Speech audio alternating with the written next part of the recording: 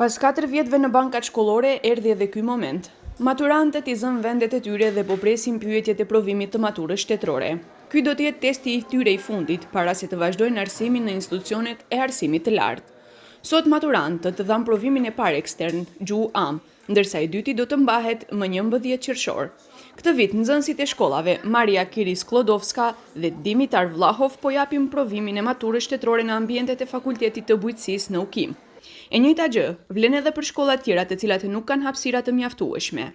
Pikërisht këtu erdhi Ministri e Arsimit dhe Shkencës Vesna Janevska.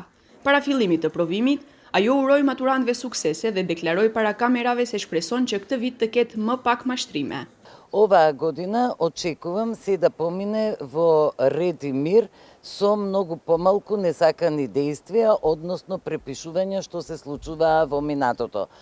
На тестаторите и наблюдувачите им порачувам да си ја извршат својата работа одговорно и нагласувам дека законската регулатива е зајакната и не очекувам никој да влезе во ризик за да поднесе некакви санкции. Çfarë sanksione do të ketë për ata që do të mashtrojnë në provim? Најстрашно е што тој ќе биде отстранет од испитот и тој што препишува не очекувам ни да знае, најверојатно ќе изгуби целата година до следното полагање на матурата, што значи изгубил година од животот или да влезе на пазарот на труд или да влезе на факултет.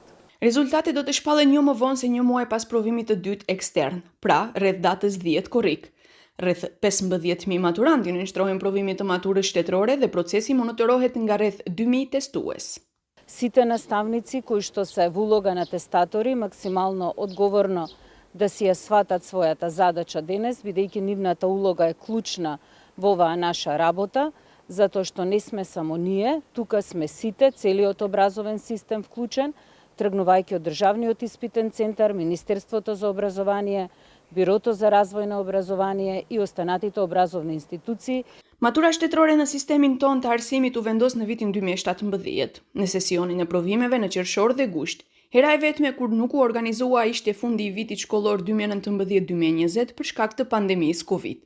Me ndryshimet e miratuara të ligjit për arsim të mesëm, nga viti i ardhshëm shkollor, do të zbatohet një koncept i ri maturës shtetërore, i cili parasheh provim të veçantë për maturën shtetërore në shkollat profesionale, gjimnazet dhe shkollat e artit.